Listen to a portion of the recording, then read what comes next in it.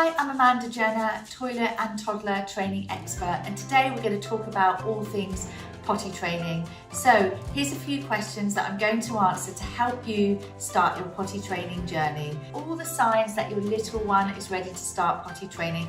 These are very key signs for you to watch out for because it makes your job a whole lot easier if you can look for these signs. So what are they? Number one, are they stopping in their tracks when they're doing a wee or a poo? This is a really good sign that they're recognising their bodily functions. And at this time, it's a really good time for you to say, are you doing a wee or a poo? So they start recognising those short words. If they want their nappy changed when it's full or soiled, another sign that they're getting uncomfortable with it and they don't want it on anymore. So that's another good sign that they are starting to recognise as well.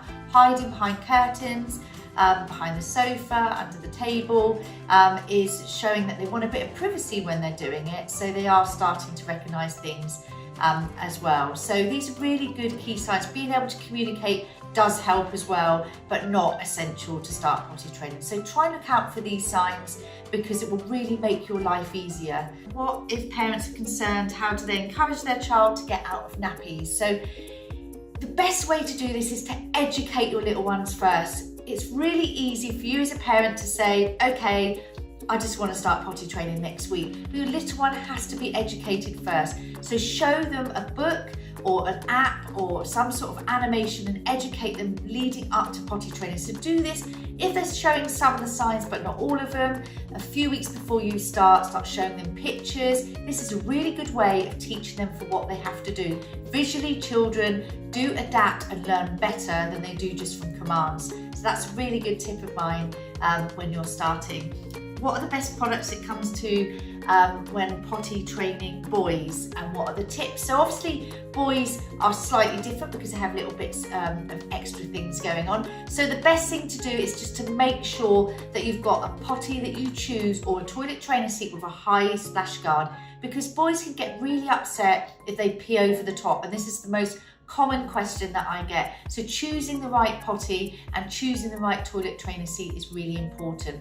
Also, people are saying, do we teach them standing up straight away? I don't actually agree with doing that at the beginning because they can muck about a bit, and if they wet down their legs, they can get a little bit upset about it. So the best way to do it is to teach them sitting down, and gradually through nursery or through primary school, they will learn to stand up. Should parents discipline their child if they have accidents?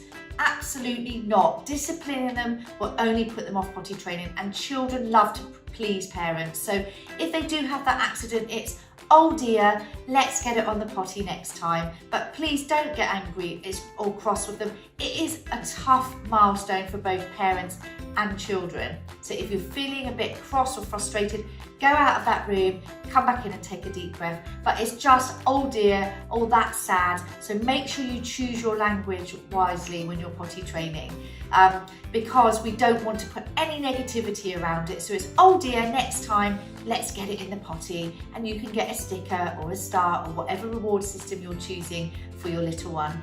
What are your 5 tips for nighttime potty training? So nighttime potty training is something I do not recommend you do until your little one is potty trained in the day. So really important, if they're potty trained and they have been for a month and they're waking up in the morning with dry nappies, this is the time you can start your nighttime journey. But do make sure that they are waking up with dry nappies for a period of time. So reducing liquids is key to nighttime potty training, because if they're having liquids before bedtime, their bladder is not strong enough to withhold this, and they will have accidents, and they sleep obviously a lot deeper than we do at night. So really important, liquids. This is including fruit, because 80% of fruit is liquid as well. So reduce those down. Make sure at night that you've got a protector on the bed, really important. Spare clothes at the end of the bed and sheets, because if they do have an accident, we don't want a big kerfuffle in the middle of the night. It upsets us because of sleep deprivation, and also really it stresses them out. Really important.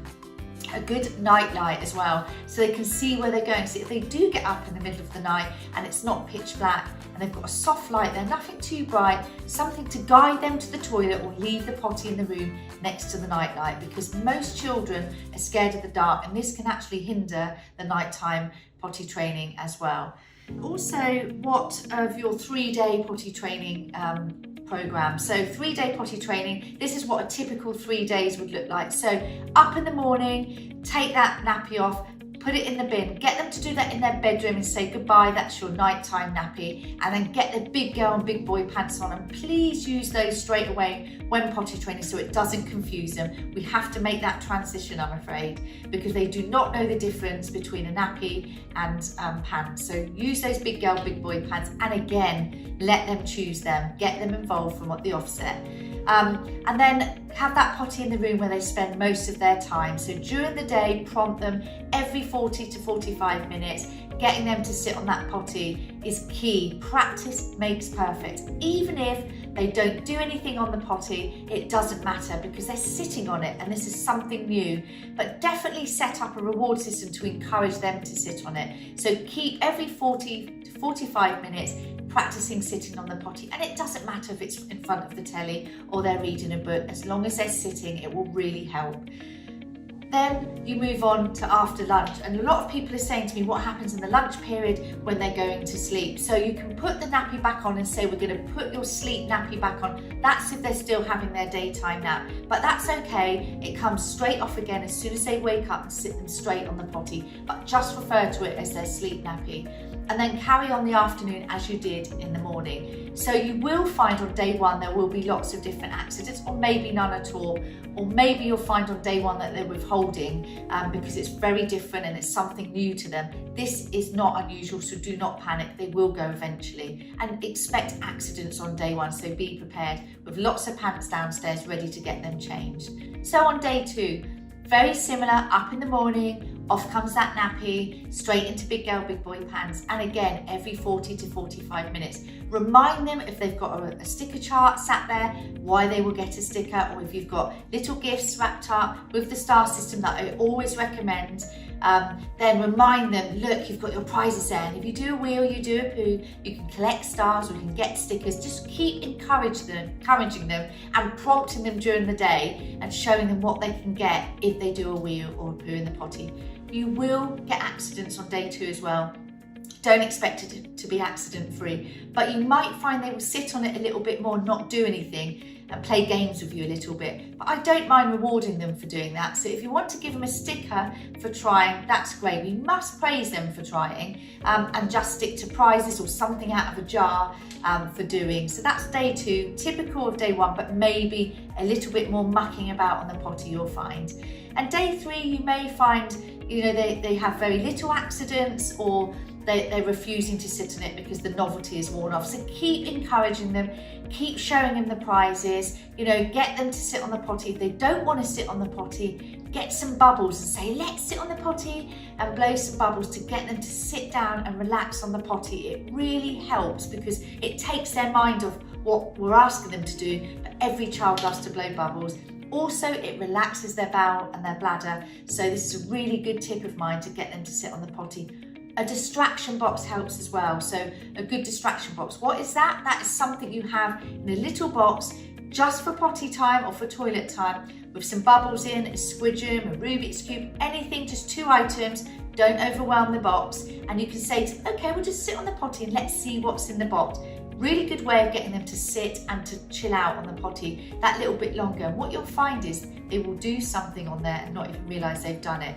Now, if they do something on the potty, don't scream, don't overwhelm them, because some children get really frightened that they've done something wrong. Just well done, straight tip it into the toilet and give them their reward instantly. They need to have it instantly because it just shows them they've done something really good, and children love praise.